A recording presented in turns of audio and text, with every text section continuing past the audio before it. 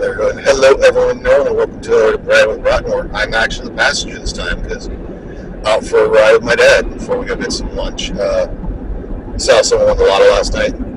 Yeah. In fucking Ohio. Yeah. And no match fives. Yeah.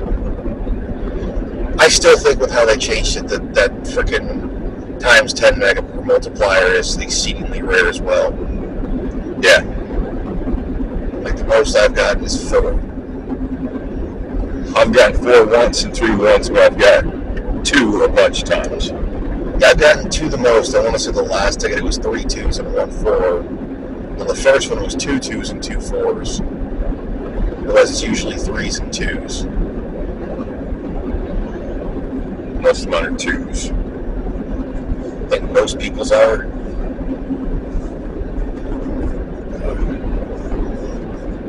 I do at stock to get Powerball tonight. It's 60 million lump sum. Well, we still definitely have time. Yeah. I'm just hoping this one won't be peaking as all hell. It didn't seem like it was when I tested it yesterday. I did some checking last night because we're going on vacation. I don't want to buy tickets and then have to have 3 or 4 draws on the same one. But Arkansas is part of Mega Millions and Powerball. Yeah, because those are both national lottery games. 46 states in the Mega Millions and 43 states in the Powerball. So there's some that don't. Good this way. But if you win in Arkansas, you pay more.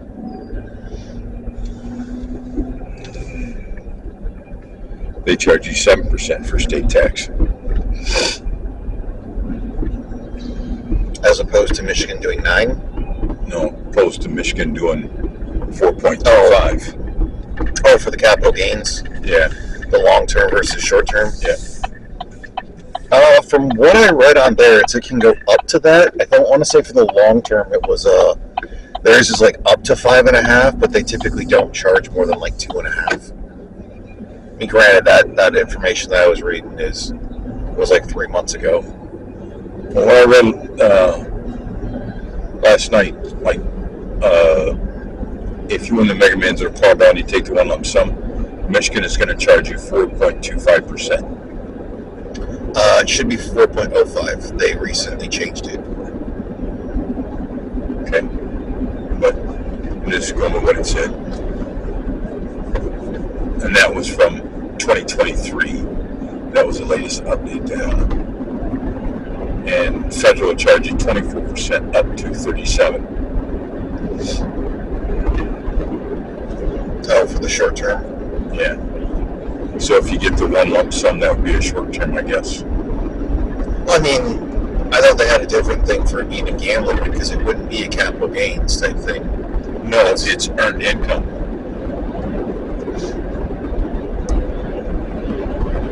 So that's how they could go up to where you would basically, like the federal government could take up to 37 and state could take up to 9%, equal about 46. Yeah.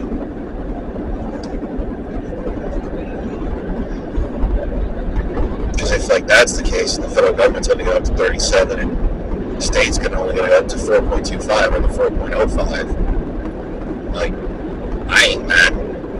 Well, that'd be less. That's why I always figured out that if I do win, I'm going to just say, okay, the federal government can take up 37, the state can take up to 9, because they have it as earned income like your weekly paycheck. You know? So if you do that, you figure they're going to take out 46%. Then you know exactly what you're going to get. You're not going to pay more taxes on it. Yeah, you might get something back, but it's unlikely. Yeah, and then they can come back and say, well, okay, the state's only going to take 4.25, and the federal government's only going to take 26. So, okay, now you owe me. Yeah. Which I still think it's bullshit. The state government can take up to 9% because that's supposed to be between you paying 4.5 and your employer paying 4.5. Well, yeah. Why am I paying 9? I'm not the employer. That's just so dumb. And I also know that for winning the lotto, whether it be $1 million pick or whatever, the odds are really stacked against you. Yeah. But as the old saying goes, if you don't play, you can't win. Yeah. But they did show that if you want $1 million in Michigan,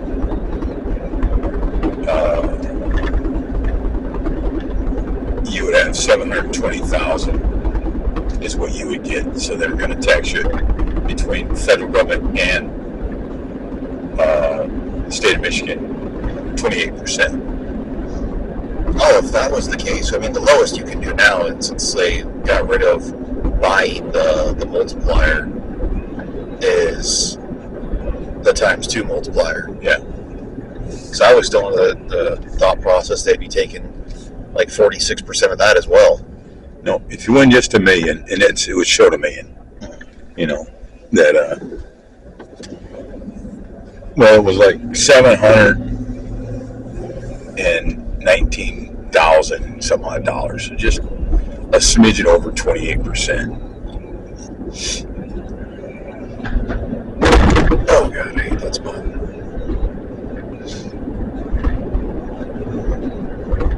So that's why anytime I daydream about it, okay, if I win, this is what I'm going to get. I take the maximum that they can withhold from me, and say, okay, this is what I'm going to win. Yeah, that's the same that I do for that whole thing. Because I don't play the Powerball, because the Powerball does have the $1 million one that doesn't get a multiplier. Well, it does. Oh, it does? Yeah. If it's at 1, you only win $1 million. But if it's at 2, 3, 4, 5, it only goes up to $2 million. So most all it works on matching 4 numbers or less. Yeah, because I'd love to. I wouldn't even care if it was the friggin' just a 2 times multiplier. I'd love to have won last night. But I checked mine this morning. Ain't gonna match 5 or nothing like that. But I did win $20. Nice. Cost you a ticket? Yeah. Yeah, I had that last week on one of them.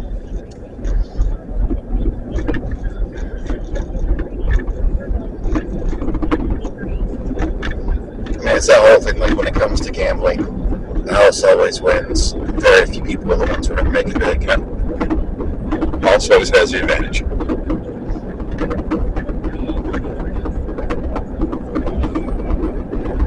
I still don't like the new system that much, but I can kind of understand why they went to it. I can. What makes it easier for how they do it, then they don't have to draw a multiplier each pick. Those are picked at, there's a random number generated for when the ticket's made. Yeah, but they could have done that on your ticket too. Yep. And if you didn't want to do the multiplier, well then you just get a regular ticket. It's not a big deal. I most likely saw it as a bit more of a cash grab as well. Probably with like that's exactly it. But probably not just because of that, but from what you were saying as well, probably also because of state wanting more money out of it, or federal wanting more money out of it, and probably even a couple states wanting a bit more. Well, federal definitely wanted more money out of it. It's the federal government. Anyway, when Chuck Schumer said that whole shit about people, folks getting mad at having to be taxed, and him being like, how basically having the whole thing of, how dare you be mad that your income is going to be taxed? It's like, look, motherfucker, you've been working off the government dime for how long? You haven't had a goddamn thing in fucking years. You've just been taking. Yeah.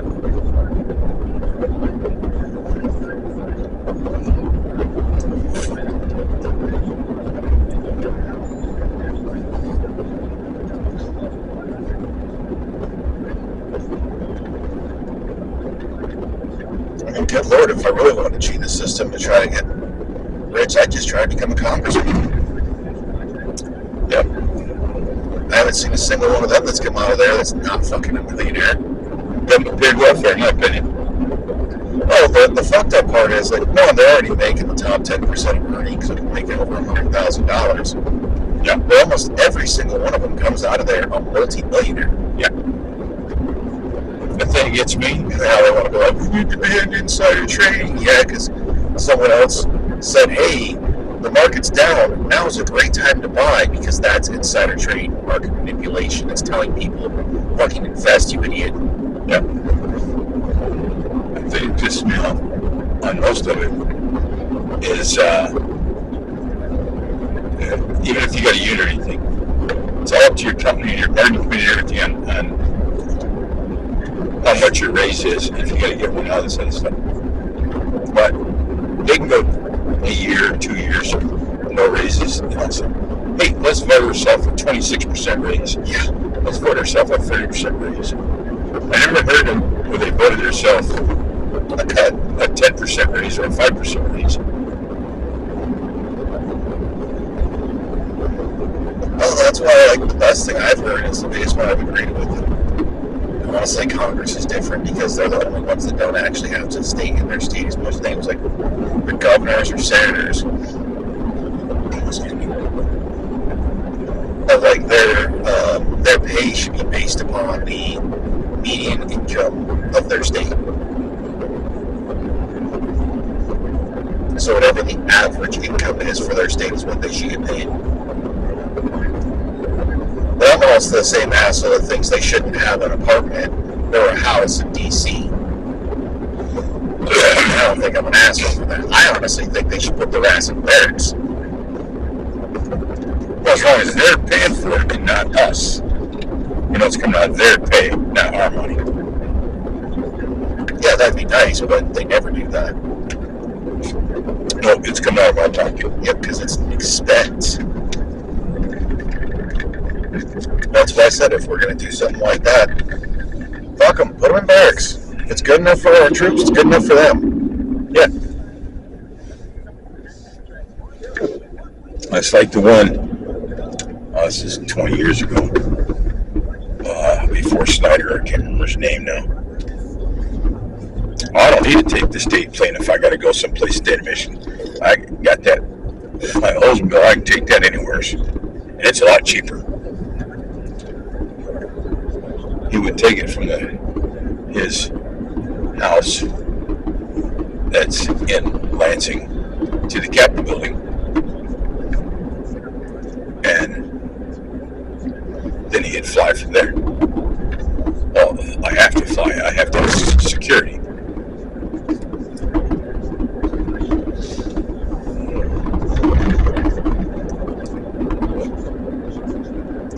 It's all scam. They're out for them, how much money they can make, and how little they can do. And they might run their race, whatever you call it, on a certain platform. But as soon as they get on, their agenda switches. Oh yeah, now it's all about what they want.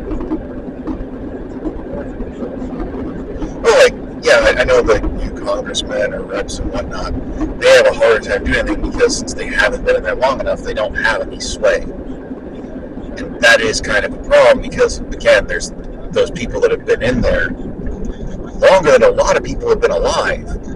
Yeah. Like before Pelosi was out, which I don't know if she's even still alive.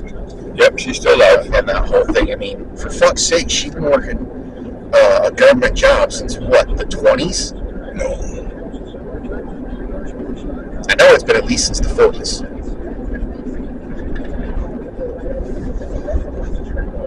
She'd been in Congress for, or whatever the thing was, for over 60 years. She's been in government servitude for 63. She'd been in Congress and shit like that for like 54. Which is, well, what's that one dude from like Pennsylvania or something? He was in there for 74 years. What's wrong with people? And because of that as well, they're so disconnected from the average person. Yeah. I mean, especially after one term, they've been treated so much nicer than everyone else that they're greatly disconnected from the average person. Yep.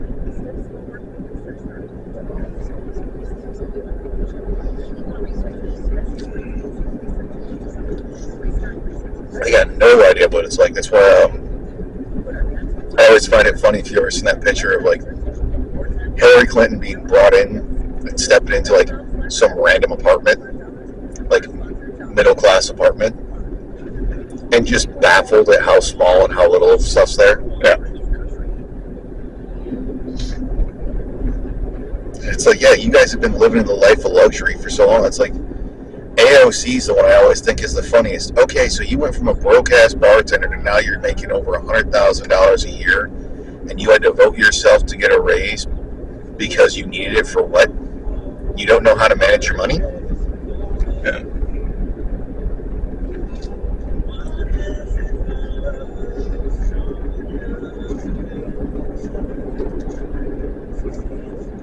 It's just crazy.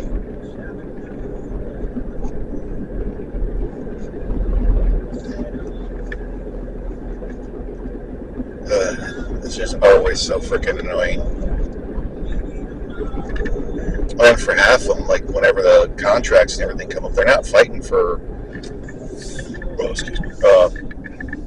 what's best for the American public. They're fighting what's best for their pocket and what's going to help them or their family out. Mm-hmm.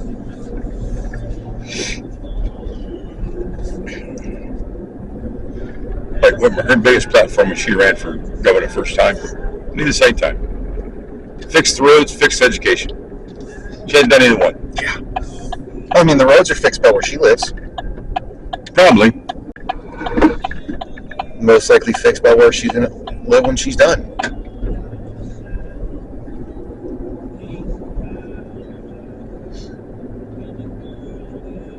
I will say, I will give her props in one thing from what I've seen from her.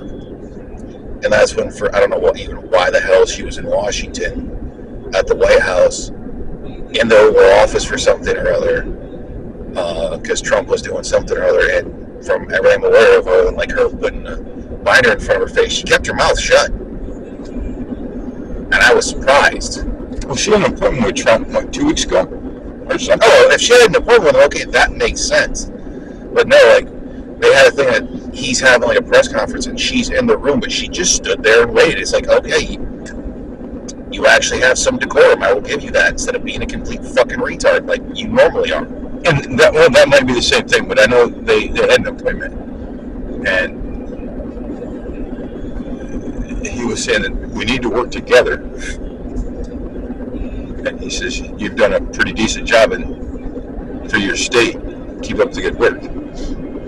And she says, well, you've done a pretty good job in your first tour. And why was you bashing him all the time? Yeah. No, because she's a Democrat. I mean, Yeah. I can't remember who said it. But in all reality, it's, if you look at the world of politics, it's a lot like professional wrestling. Buddy, just pass me. I'm sick of you riding my ass. Just get there you go. And don't fucking dilly-dally.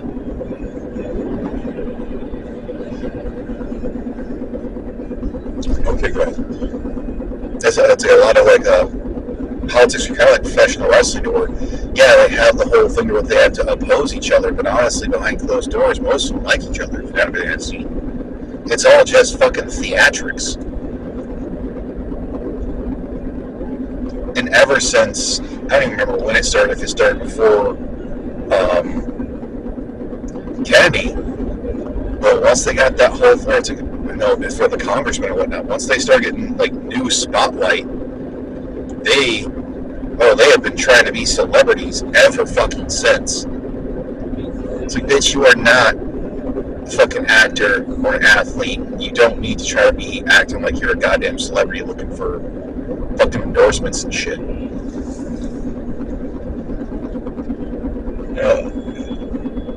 The thing gets me is a lot of governors, they do a little bit for the state, but they do a lot for themselves.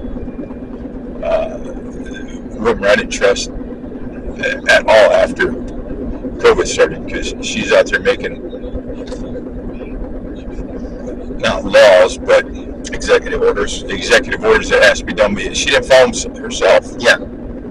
You know?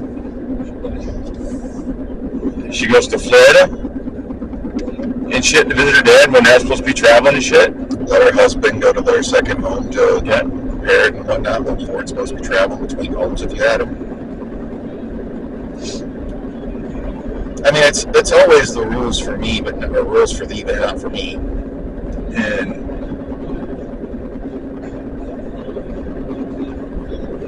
but her, New York governor and a couple others that was telling hospitals and shit, put your COVID patients in with the elderly because they have beds, and I'll make sure they take them.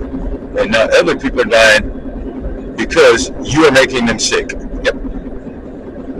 So to me, that's totally to do with that's first degree murder. Why does the ship on charge of that? Because if we'd have done it, we'd be on charges. I mean, the only one who partially got hit for that was what's his name in, I think it was New York, whose brother was a reporter, or at least not the reporter, the news entertainer. And the only reason they got him out was because they could do it because A, he was a man, and 2, they were like, oh, we can get some sexual allegations at him. Is this going to do that? I have no idea. We'll find out. Yeah.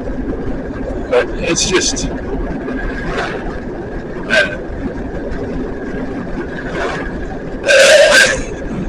mean, honestly, it can't be too bad. The window can't be too worse. So I go for my other ones and I'm talking in a voice like this, and the microphone's peaking all the hell, and it's not even near me. Not even pointing at the mouth. where's the microphone? Oh, I used the boom mic today. That was when I was using my phone with the lapel mics, which I've learned a little more about them, their modes, and I think I might be able to figure out something next time. But 98% of my content is all low effort with next to no editing. If I'm not interesting, well, I tried. But I'm trying to ignore the gun stuff, but it didn't help them. They didn't cooperate with me yesterday. With that? The mic did not cooperate with me because of trying to slide in and out. It kept fucking up. So probably in 2 weeks I'll try to make a range trip before work and see if I can get stuff with just a gun. Heck, I think I'm gonna go and stop at Dunham's or something and see if I can find one that I can like clip apart, do a cardboard target or to myself so I can stop using theirs. Because those things are always just so riddled with freaking staples and screws and being shot with shotguns for some fucking reason.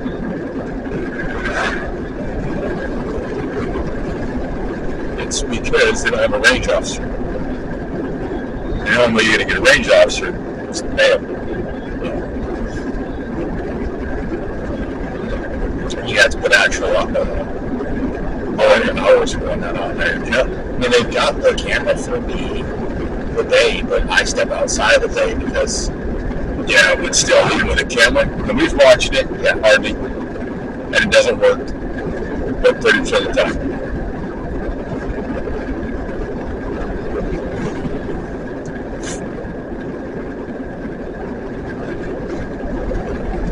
I always forget how much farmland this area has.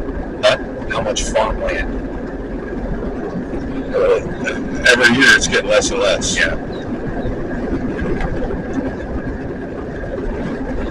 Well, for some, it's harder just for the upkeep. People that want to do it. Well, years ago, even 25 years ago, a guy could make a pretty decent living just on 80 acres, farming 80 acres. Now, if he didn't have 200, he could barely feed a family for him. 200, he's probably busting his ass for every day. Just about, not really. I mean, with modern machines and that's a lot better, but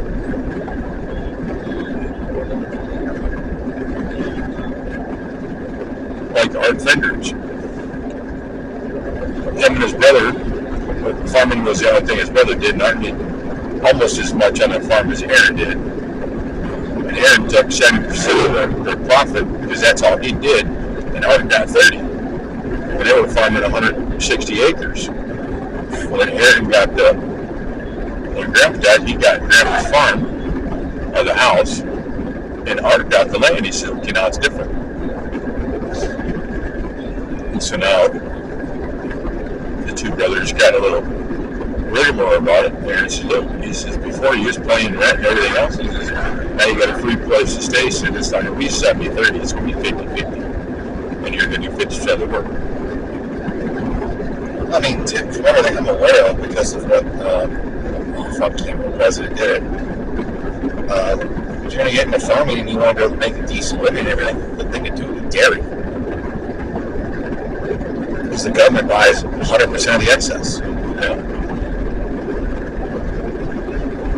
But the government, and this is how crazy it is, 25 minutes ago or longer, is they will pay farmers not to farm. Yeah.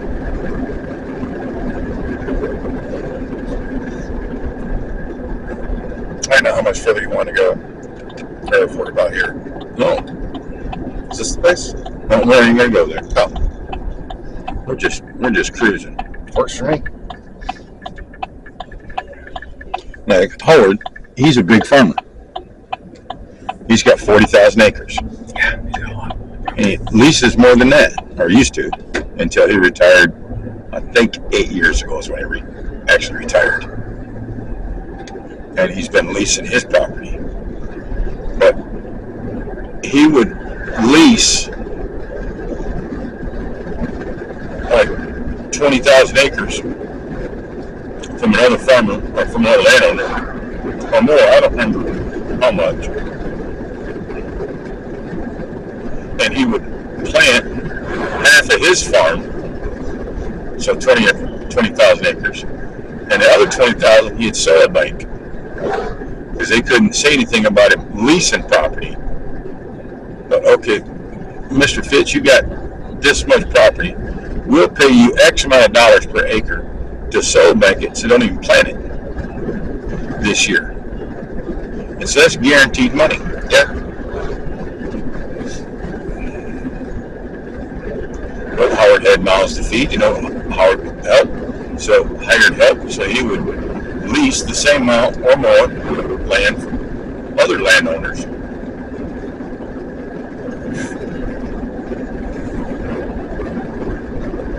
And then take his chance, but he always seemed to do pretty good. No, he's not a dumb man. No, not at all. None of them were. Yeah. To be truthful,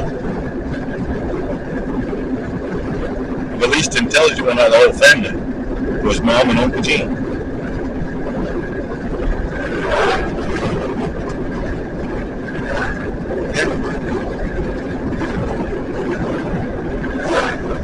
But I mean, things were different back then, and the way things were, and the way you can actually go about things. Yeah. It's exponentially harder now. But Howard, his was just drive.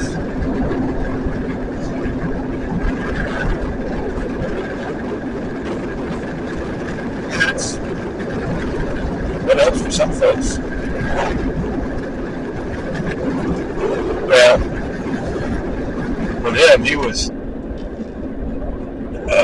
9 years old when his dad died. And by the time Grandma finished selling off the farm, she didn't want to Deal with it. Yeah, what's the deal with it? Manage it. Well, Gene, Robert, they really didn't want to farm. Gene just wanted to party. He'd work and get some money in his pocket anyway, hired, because he worked his ass off. But he worked 2 or 3 days, and he'd go party for 2 or 3 days. Well, Grandma didn't want to manage it, so she would sell.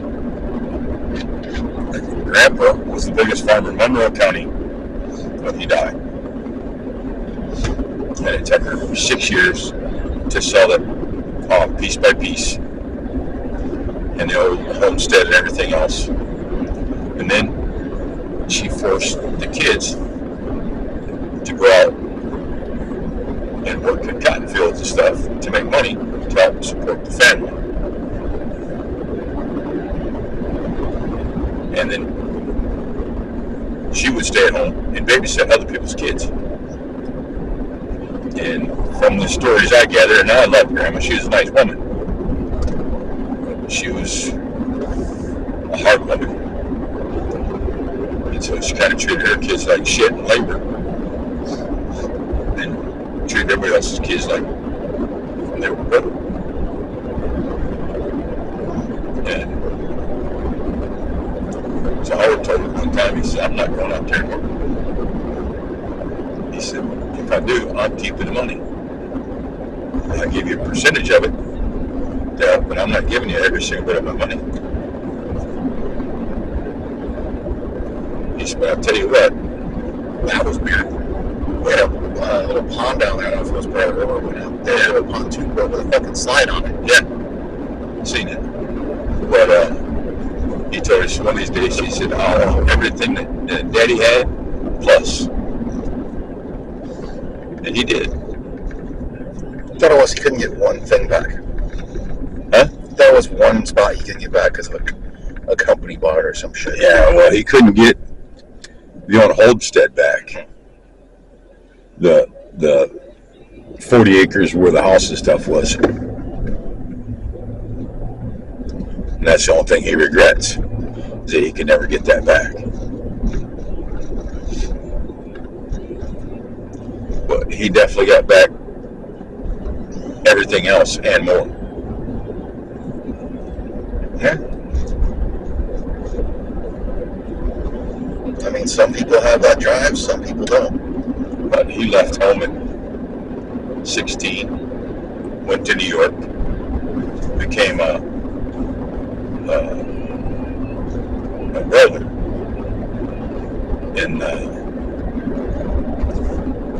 skyscraper buildings, high-rise in Miami. And then they taught him how to weld underwater, and that's where he made money. Yeah, if you know how to weld, especially if you learn to weld underwater. I've thought about looking into some of that stuff, but like, I already know where it's like I can probably make the best money. I really don't want to be. That's going to be out of work. Yeah. But he saved his money, got home, bought 2 combines, and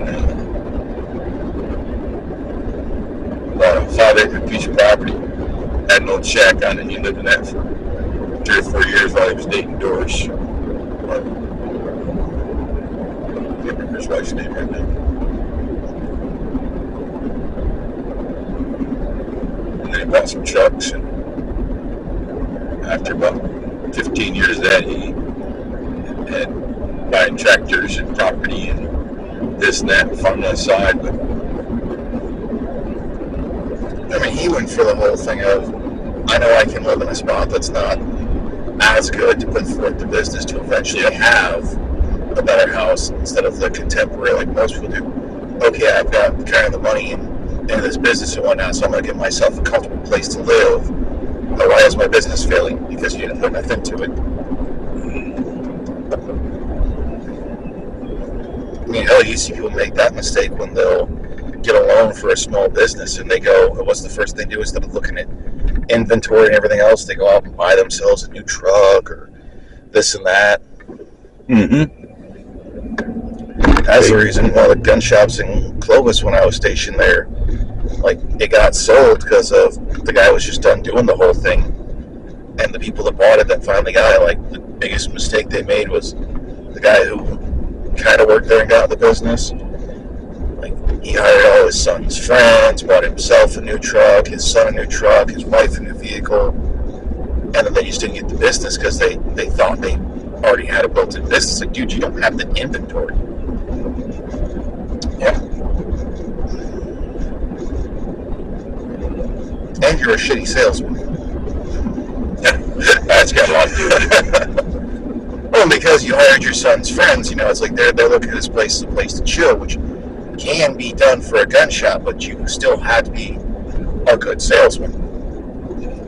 Well, your inventory, your product should sell itself. You don't need to be a good salesman. Well, a good salesman can sell somebody something that they don't really need or don't really want. I kind of disagree when it comes to being a gun salesman. There's a few ways you can go about it.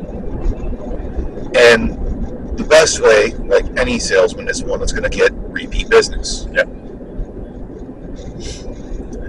You try to hit someone to where it's like they're going to make a choice, but like they're going to make the better choice to where they'll come back, not because something's bad, but because they liked it enough and they know they can come there. Mm-hmm. Like, I really didn't have any issues of being a salesman, helping out Dan or helping out Aaron occasionally. And I'm past the whole thing of, for the most part, like when I had the couple times where I was accidentally a dick to people and didn't mean to be. But apparently you get that with the my face and my voice.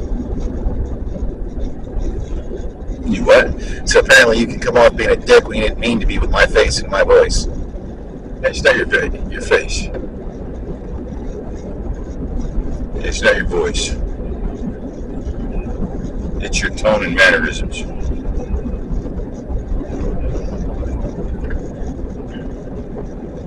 Yeah, because there are times that I found out later on, like apparently I had asked a guy a question, and the whole thing, it didn't mean to be a dick about it. It just sounded like a dick. Like they were looking for a specific gun, and this whole thing. I just curiously asked what they were going to use it for, and I was like, that doesn't seem like it's like, buying a 308 Scar doesn't seem like the best gun to buy if it's just to kill coyotes. But I'm not you. Yeah, which is what I should have said. I think it's been about 30 minutes or so. I don't know. I can't see what's up there. We'll call it there. I still have an intro and exit to doing that whole thing. So for anyone who watched, thanks. This was fun.